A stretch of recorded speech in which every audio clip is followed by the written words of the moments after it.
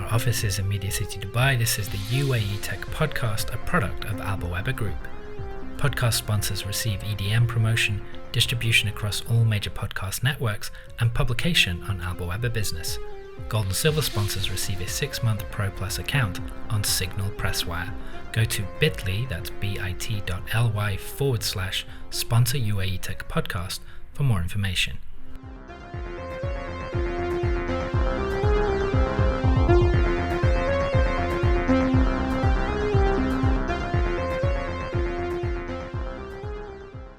The cybersecurity professionals of the future will be having the level of professionalism as what we are seeing for the medical profession, for the legal profession, for the accounting profession, and they are all held accountable to that, right? Because in the future, data is the new oil, right? So we as cybersecurity professionals are custodian of this data. So you need to realize that, hey, my profession, as you mentioned at the start, is getting very important, getting to focus, getting to mainstream. We need to account to our board of directors, we need to account to our shareholders. But at the same time, right, as you move up the ranks to sit besides the CFOs and all these other C-suite executives, you have to also assume the same responsibility as they have assumed.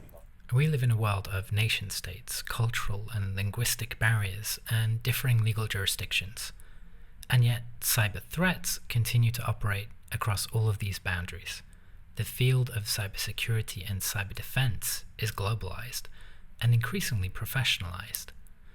At the same time, new technologies are reshaping not just our economics, but cyberspace itself. Our cities, not just our fridges or our cars, are now interconnected. Aloysius Cheang is Chief Security Officer at Huawei Tech here in the UAE. Today he's sharing his experience of working in a global village and how the cybersecurity industry is growing in importance.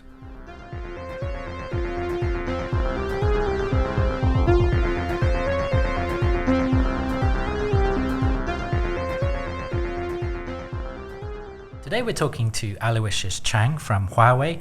Aloysius, thank you so much for joining us today. Thank you, John. So, your role is CSO, and I guess just to begin with, what is a CSO? Well, the CSO stands for Chief Security Officer, and sometimes it is also called the CISO with an I that stands for information to put perspective to the scope of work.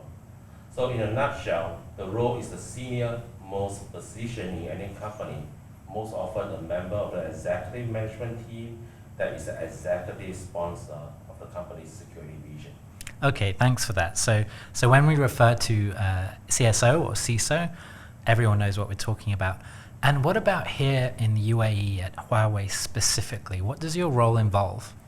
So my role over here in the UAE is to realize the security vision of Huawei in this region, especially for all the business units that are based out here, to execute this strategy and to make sure that we collaborate in an open and transparent manner with our customers and all the other stakeholders in this region to achieve a common goal, which is to elevate the level of maturity of security in this region, at the same time to build competitive advantage, business enabler around security for not only for our company, for Huawei, but also for that of our customer, to make sure that security is no longer the problem that we deal with, but it's actually a competitive edge that you can use in your business. So one of the reasons we were excited to talk to you today is that when you talk about security, you really have a very international and global perspective. You seem to have worked on many, many projects all over the world, and you particularly stressed an ability to work with large multicultural, multidisciplinary teams in different continents and different time zones. So you've talked about cross-cultural experience, and that's definitely something that is showed in your profile. Can you talk to us a little bit more about that? Okay, so I've been in the cybersecurity industry for more than 20 years. I've worked for the government, I've worked for consulting companies, and I have also helped regional and global portfolios as well.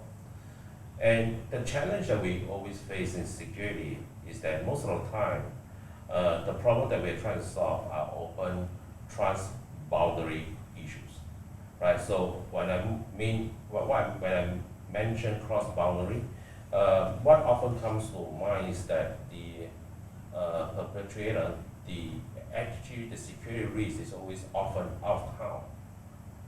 It's not really something that happened within a country, because a lot of time, if it happen within a country, it's just sitting down for the police to pick you up, right?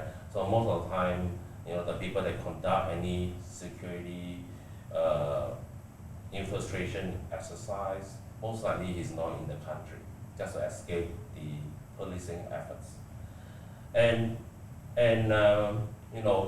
the other spectrum is that most of the time security issues also happen within the company itself, right, inside the threats. And so when we talk about having that cross-boundary and multicultural experience, is because we need to understand what are the legislation and regulatory requirement that you need to address when your company operates in that particular locality. We also need to know the legislation and regulations that are in that country pertaining cybersecurity issues. Like, for example, when we track the particular hacker to that country, could you have some legal help from the local authorities in order to repatriate the guy to final back to your country for prosecution? So, in a nutshell, these are the two key areas that you need to touch upon when you talk about cross-boundary knowledge on legislation and regulations. But at the same time, there are other issues that you have to grapple with as well. Like, for example, the cultural and the language itself that's used, because when we talk about designing solutions, IT solutions, the linguistic and the language that you use could also often lead to misunderstanding of the requirement that will create security loopholes for people to exploit. Especially in this era, there's a lot of outsourcing, right? So when you outsource your IT requirements to other countries, and when you define your specification, if it's not clear enough, most often not, you get back a product that doesn't meet your requirement with the right feature set, for example, or to have a gaping hole down there that people will exploit as an afterthought, right? So, to summarize, when we talk about having that team and the experience that is cross-cultural and cross-boundary in nature, it's all about trying to solve and address the issues and grab it by the neck on anything to do with globalization. Because IT today, we are looking at it reducing and eliminating physical boundary, and everybody is actually living in the same global village, especially when we talk about the cyberspace. That's very interesting. I mean, particularly since COVID-19, we're all increasingly living in the cyber village. But at the same time, as you said, there's so many global actors involved. We live in a system of nation states where people do speak different languages and work within different cultures and work within different legal regimes. And yet often the threats that cybersecurity professionals face are transboundary and can involve multiple jurisdictions, multiple languages, and can be very difficult to track down or protect against. And that problem set, in a way, isn't just technical. It's, as you pointed out, it can be cultural and legal and involve all sorts of other elements. And even to protect against that, you have to have an understanding of culture and jurisdiction. With that in mind, we haven't really referenced some of your experience because you've also played a role in defining standards and in thinking globally. You were the co-founder of the Cloud Security Alliance, APAC. I might need you to explain a bit more about that. You ran it as managing director for 7 years and helped with global expansion.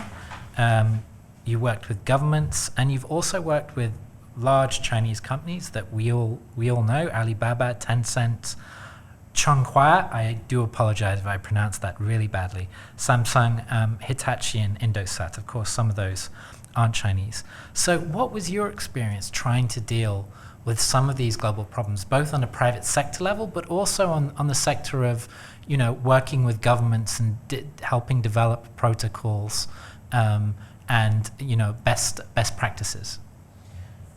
That's a very good question. Because leading from what I mentioned earlier, right, as we, more and more immerse ourselves into the cyberspace where we are tearing down traditional boundaries, the cyberspace is almost like we are having a whole new Mother Earth, right? And we are the new inhabitants in this new virtual world.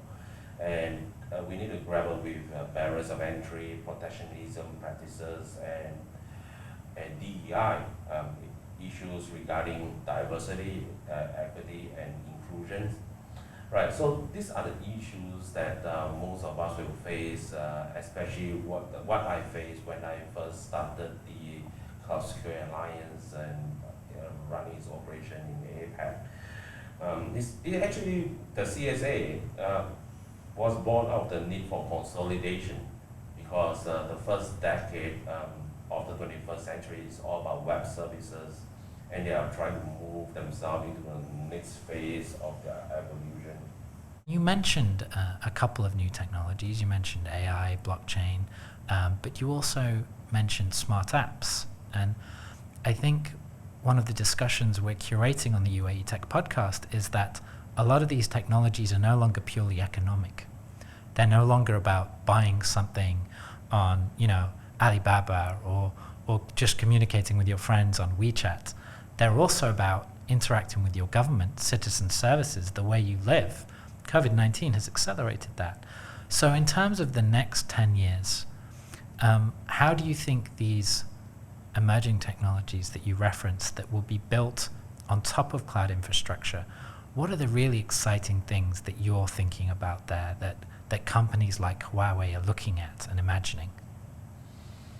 Well, I'm looking at information at my fingertips, right? So in the past, when we talk about e-government services, we are talking about all the web services that you could access from your laptop. So today we are seeing that Smart Dubai, for example, they are moving all this application into their own little app, where you could actually access all this information from the convenience of your mobile phone, right? So if we think a little bit deeper in that, so would it be something like what we are seeing in all the sci-fi movies, that the moment that you call for a service, they will just compute in the air, and then somebody key the computer in Knight Rider will just tell you, I've done this and this is the result. So I guess this is not too far away from reality in the next decade, is that you will have some kind of virtual helper, your virtual assistant that can help you do all these things. And all you need to do is whenever you need something, you just talk to the assistants on your phone, or when you're in your car, you just call it out and give the command, and they will return back to you with the outcomes that you want.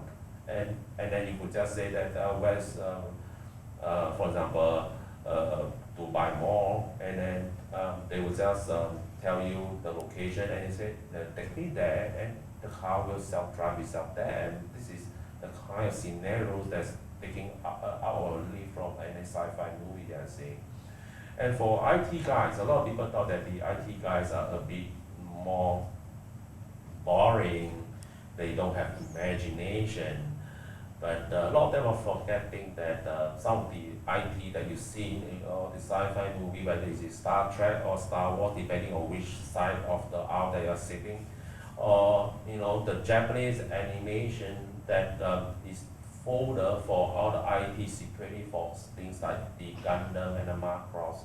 You are seeing all these things being enacted over and over again, and this becomes the dream and the vision of any of the IT professional, especially the security guys that hope to bring to you, is that whatever service that you have down there, when you mention that service you want, it couldn't be hijacked, and people recognize who you are just by the phone imprint, right? So nobody could masquerade and take away your ID online, and that is one of the key things that I want to talk about is as we become more virtualized, as we move along, one thing that will be the key area for people to try to gain control is that virtual ID of yours. How do you identify yourself on a website, right, in the virtual world? So this is the kind of work that security guys will be doing to make sure that you have the right identity management system in place that will guarantee that your ID is secure. You are who you are, even in the virtual world, and whatever transaction that you've done, it is traceable, and that and is accountable. We are looking at from Huawei perspective is to build a connected, intelligent world where we will use IT to bridge the great digital divide to help everyone to get onto the same playing field and eliminate that the divide that is caused by race, language, or religion, or even the family or the country you're born into, where you are deprived of the natural resources. What we hope is to use IT to bridge the gap, and at the same time realize joint success stories together with our customers by having common vision, what we want to achieve. And we realize that in order to do that, we need to create and nurture an ecosystem to make sure that this ecosystem is self-sustaining and it will grow and mature on itself, where all the stakeholders in these ecosystems will contribute their part and take it to the next level, right? So it's more like an industry-led initiative than having a heavy hand, a heavy government intervention, right? Like free economy, like what the father of economics, Adams, talk about. So when we build the ecosystems and drive it to the next level, we are talking about elevating the IT professions. We are talking about elevating the need for professionalism for cybersecurity professionals. So what we hope to do, okay, together with our customers and partners, as well as all other stakeholders, is to create an ecosystem that all these teams could move in the right way, where the cybersecurity professionals of the future will be having the level of professionalism as what we are seeing for the medical profession, for the legal profession, for the accounting profession, and they are all held accountable to that, right? Because in the future, data is the new oil, right? So we as cybersecurity professionals are custodian of this data. So you need to realize that, hey, I mean, my profession, as you mentioned at the start, is getting a bit, getting very important, getting to focus, getting to mainstream. We need to account to our board of directors, we need to account to our shareholders. But at the same time, right, as you move up the ranks to sit besides the CFOs and all these other C-suite executives, you have to also assume the same responsibility as they have assumed. Because let's say, for example, if something goes wrong financially, the CFO have to go to jail, right? if something goes wrong from any fiduciary lapse, the board of directors or CEO has to be accountable. Likewise, the CSO couldn't have that cake and have it at the same time. There's no best of both worlds. You need to be responsible for your action as well, just like the CFO or the CEO. And this is what I say will be the kind of evolution that we hope to see is happening in order to sustain the data revolutions we are seeing today. Is that we need to elevate the professionalism of everything around it that is within the ecosystems, and that includes the cybersecurity professionals, that include whatever apps that we see that's getting onto the ecosystem, and whatever applications that are getting there, that you will realize whatever Star Trek or Star Wars dream that we have as a childhood. It couldn't be that I call for the service and then I say I pay and buy that thing, and you got rejected because suddenly they couldn't authenticate who you are, right? So we must take out all these things. So that's why earlier I mentioned and alluded the fact that cybersecurity today is no longer about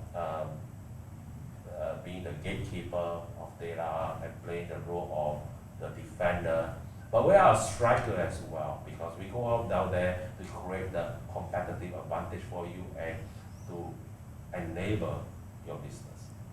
So, very important question before we pick up on several of the themes you've just mentioned. Star Wars or Star Trek? Well, for me, it's Star Wars.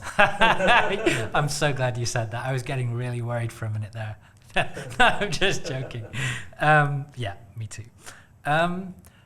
Thank you for those points on what you referred to as a cybersecurity ecosystem. And I know you spoke a bit about increasing global certification for cybersecurity professionals. I've also read, and we've had other people on the podcast who've mentioned that the number of threats are growing exponentially every day, every week, that staying on top of these new environments and these new threats is incredibly difficult for any professional, and that actually cybersecurity professionals are often working against a tide of information, a tide of developing threats that are very difficult for even large organizations with significant resources to adequately prepare for. And that makes it a challenging position, a very exciting one, but it also means that there's a lot of working out things as they progress. The technology is changing so fast that the human body doesn't change. Hopefully not too much. The medical profession, policing, there's certain things that these careers will change, but the nature of the technology in the digital environment is shifting so fast that your role, the role of a CSO, is also changing with that as the threats change and emerge. And so, in a way, the argument that we need certification, we need some kind of rules and structure so that we can build this profession and keep it moving, that makes total sense, particularly also given the kind of global role, some of the things you were talking about. So I suppose, could you talk a little bit about your ideas for certification, but also about what you mean by a cybersecurity ecosystem? What is the future of this role that is increasingly, as you mentioned, becoming much more important within organizations and within society and within government?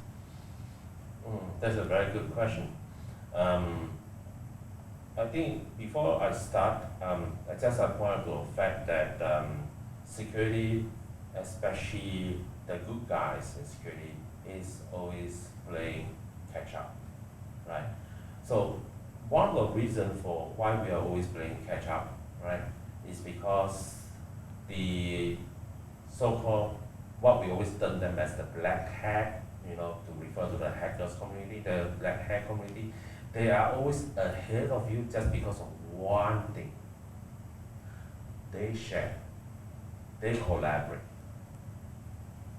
So they keep on sharing, collaborating, that accumulates into events like Black Hat or DEFCON in the States, where all the hackers come together, congregate and share some of the latest information into security techniques and how they overcome some of the security controls that were in place by some companies, right? So they call that 0 day. That means that it was never shared before. So this is the 0 day that it got announced to the whole world. So it's totally fresh out of the oven. So in order for us to catch up with these guys, we have to emulate the factors that make them successful. And that is to share and collaborate as well. So in order to share and collaborate, we need to build up an ecosystem that we could build transparency and openness into it, that companies, whether are you competitors or not, they will sit on the same table and share their experience. So it's very important that we eliminate the inhibitors that is placed on you because of the issue of nation versus nation, states versus, or company versus company, right? And take away all these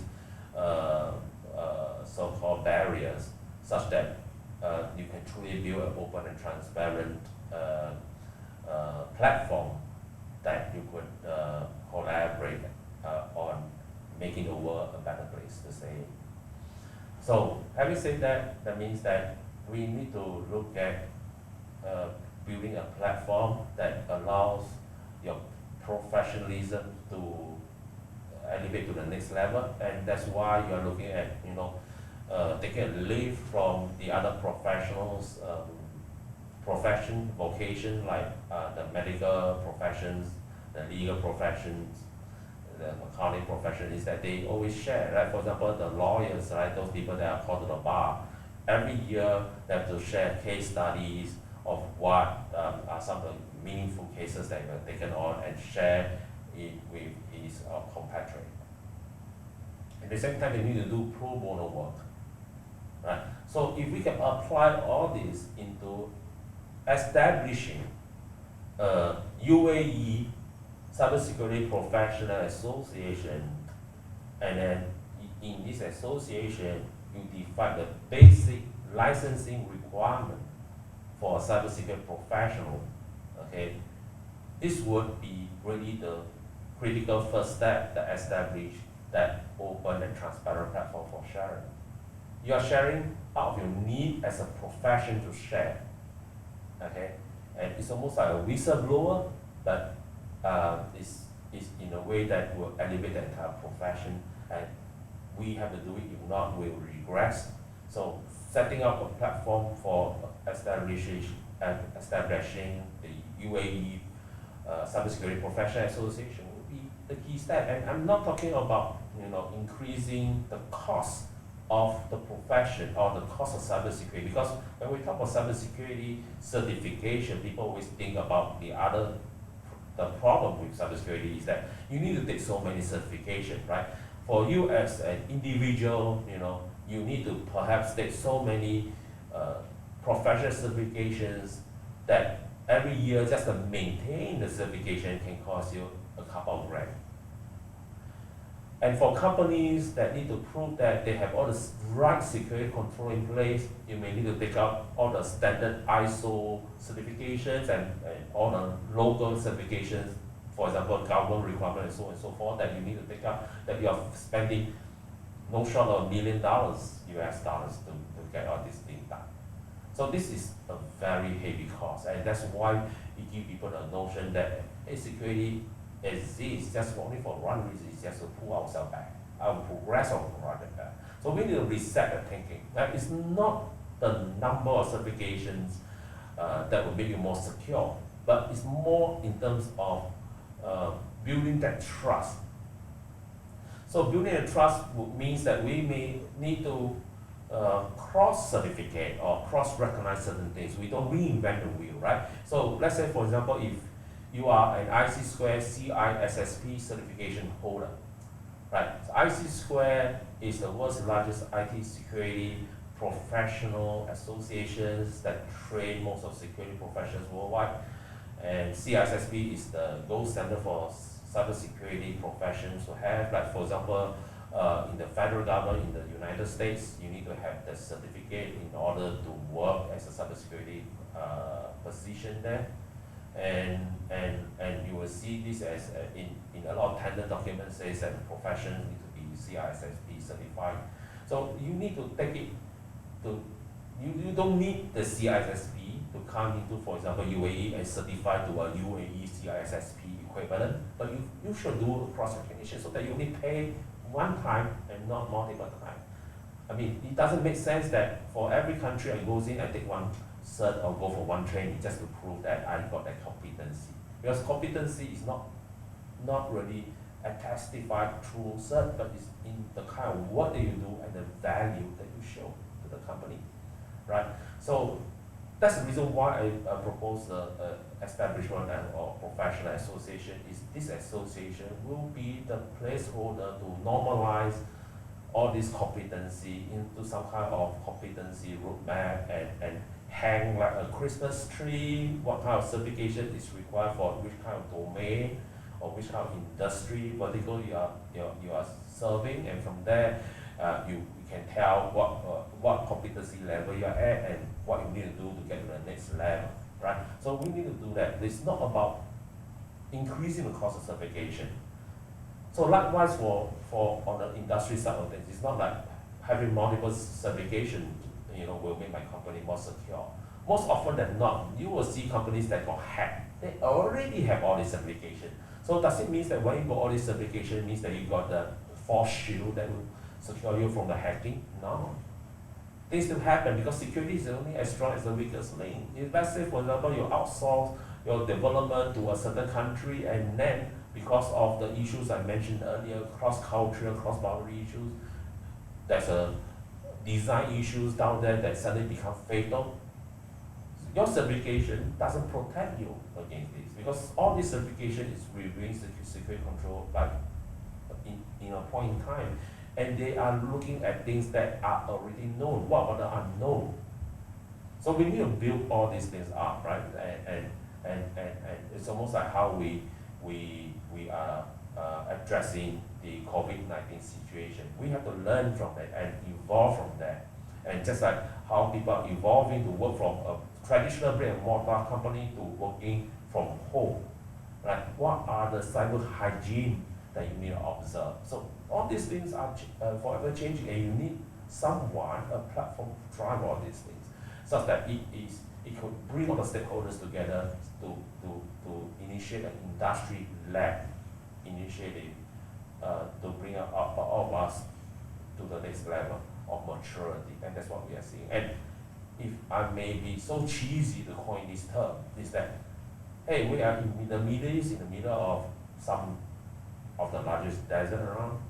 We need to create that the global trusted digital oasis, where everybody trusts this oasis. They come in peace and drink from the oasis, right? You don't kill people at the oasis. There's a pact that you have to make. So when we build this platform, we are building up a trusted digital oasis where everybody come here to share and make the world a better place to live in. Thank you for that insight into the professionalization, in a way, and ideas on the professionalization of the cybersecurity sector. There's a lot there for just talking about the human side of it, the human resources side of it, the qualifications side of it is new. Often we focus on the technology, we focus on the emerging threats, but as you yourself say, to build trust in that sector, in that industry, you need a similar amount of trust than you would have with a lawyer or with a doctor, particularly as the economy becomes more advanced. And then your second point about the oasis idea, and the point that, in the UAE, things are moving very fast. And at GTEx, one of the reasons, indeed, for inviting you on the podcast was when we went to GTEx and we saw that a third or a half of the entire hall was devoted to cybersecurity. We realized how big it was within the UAE economy and within the global economy more generally, and that if the UAE is to position itself as a key home for cybersecurity best practice, then it does make sense that the human side of this, the professional side, is also discussed. And that makes sense, and it's probably a really important discussion to have. I think alongside that, you're also a good person to talk to about standardization, because that can also be something that within technology discussions or within technology policy isn't always talked about. It's not that sexy, but it can play a very big role. I know you've looked at international standardization efforts. You co-edited the first version of the ISO/IEC 2703 guidelines for cybersecurity. You contributed to business continuity disaster recovery industry standard that was adopted by the ISO/IEC and many others. So can you give us a very quick introduction into some of your work there, but also explain to us why these standardization efforts are important? Yeah, I think, John, you are right. I mean, standardization has never been sexy. In fact, it's seen as very boring by some. But it's absolutely necessary to have, because if you look at security, we are always talking about three pillars that will support any successful implementation of a security strategy. Right, so I mentioned the earlier two, which is people and technology. So you touched on the last piece, which is process. So when we talk about security, it's all about people, process, and technology. So this becomes a tripartite kind of arrangement that will drive the success of any security strategy moving forward. So process is absolutely necessary, because we need the process to be in place in order to build some kind of measurable and repeatable measurements that we can controls that we can put into the company to ensure that you've got everything working. They must be measurable such that you know the effectiveness of it, test of the design, and the effectiveness of the controls. But at the same time, you also need to make sure that it's repeatable, right? You couldn't just be successful in one day and then not successful the other day. The security controls that you put in place must always steadfastly play its role, what it's supposed to be intended for, right? It couldn't be something that you have an off day. There's no such thing as an off day for security. So standardization offers that baseline of security controls that any companies could always adopt from there and build it into your own security playbook, right? So standardization offers a quick and easy way for companies to reference and develop their own cybersecurity playbook just from all these baseline controls that's recommended in the standards.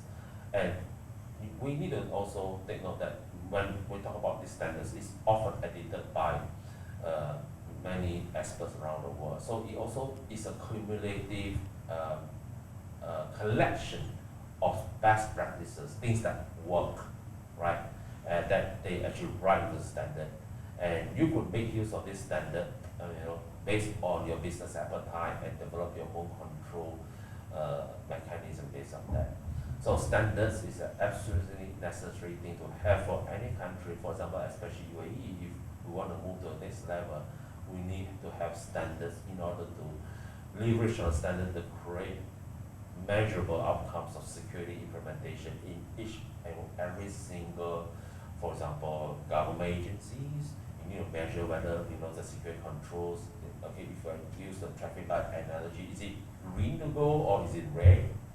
And then you could be able to build a dashboard or overview of the security health of all the security or all the government agencies or government-linked companies in the UAE government. And if we take this to the entire industry, you're looking at the entire health of the travel and transport sector, looking at it from the FSI and then from the travel and transport industry.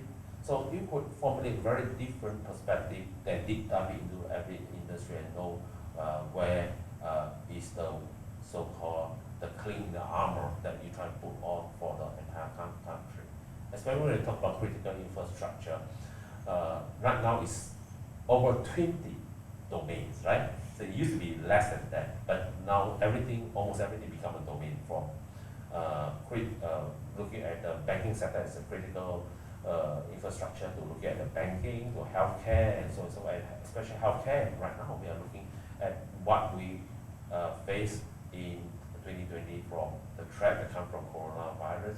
So are the infrastructure that we put in place robust enough to deliver the effective controls that we need to ensure that, for example, the vaccine that will ship to our country, are they tampered with in the first place?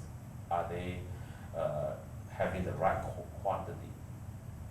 And that its availability is ensured. So we are looking at using people, process, and technology to ensure security of operations. And when we look at security, we're looking at confidentiality, we're looking at integrity, we're looking at availability. So if you map that to the healthcare sector, it's very simple. You're looking at the vaccine, whether can I have it when I need to have it, it's not tampered with, and that whatever data of anybody that received the data, the vaccine is kept confidential because it's patients' records.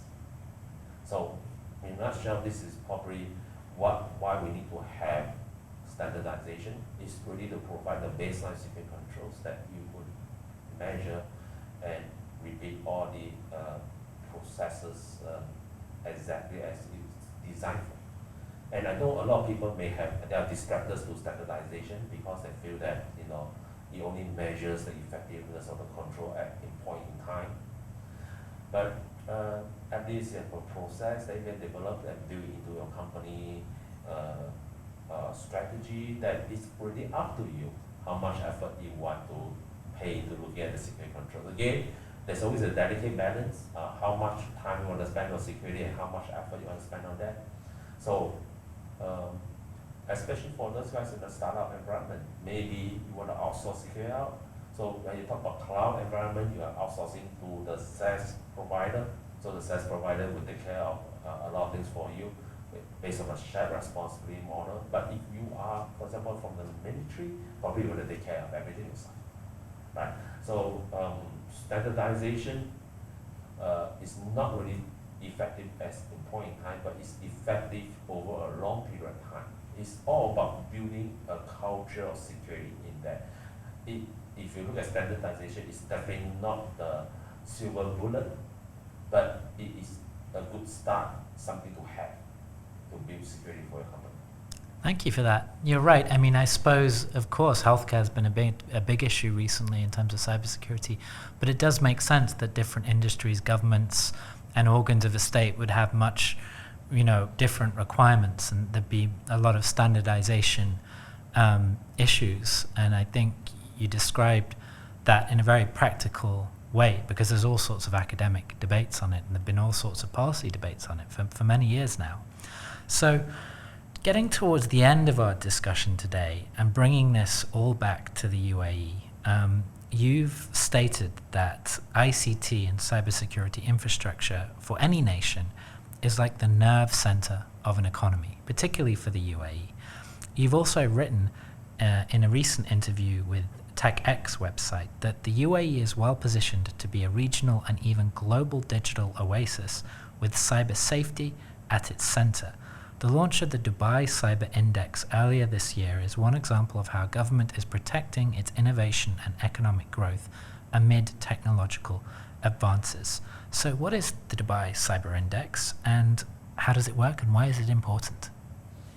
The Dubai Cyber Index actually plays a role in what I described earlier, the traffic light analogy. It actually gives you a good overview of the health of the security of the Dubai government agencies. So it's just a very high level dashboard view, but I view of the security controls that you put in place in the government agencies, and it gives an instant view of how secure we are and how well the government is doing their work in protecting the security and privacy of our data.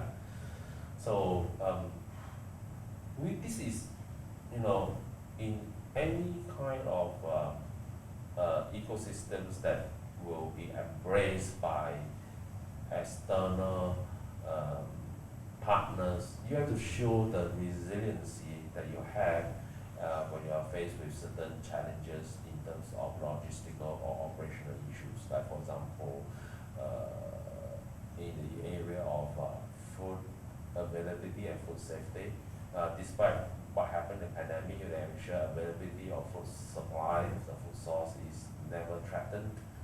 So if you look at that, for any companies that like to establish regional or even global headquarters in the UAE, you need something to chaperone your journey to the UAE. And one of the key ingredients that will chaperone all these efforts to bring regional headquarters to be established in UAE or even global headquarters to be established in UAE is the security and trust of the local ecosystems that can do it, ensure resiliency, ensure security, protection of the data, your IP. Today all IP are virtualized. You need to ensure that all my user data are also protected and private and not linked to anybody else. You need to basically set the stage, just like what we did in the past. In the past, when you want to enter into any country to invest, look at infrastructure like the road, the electricity, and basic utilities. Today, we look at security as that utility that will attract people to establish their business up here. But again, you have to ensure that the ecosystems is vibrant enough to support all these things. You look at not only the technology aspect, but you also look at the process and people aspect. You need to have capacity building, talent development to ensure that, when I set up a HQ here, I don't have to spend tons of money to bring people from other countries to join my company over here to do the job, right? I must hire from local, right? So I must ensure that there's an ample local talent pool that, I could ensure that will give me the kind of quality would like, even if back in my home country, that I do not have the need to ship my own people over here. I can just hire local, and this talent pool comes with readily trained with the right experience in my product. So these are some of the things that you need to look at and ensure. And of course, when the whole process, they are certified, right? They know by the party certification in the sense that through that you could actually attest its capability, how well you will adapt to your company and do the job. So the whole story that we'll be talking about for this entire podcast, right, building the ecosystems, leveraging people, process, and technology. And this will be the fundamental ingredients that will see the success to establish UAE as a global digital oasis. It's simple as that, but it's all about execution. How well can we execute this?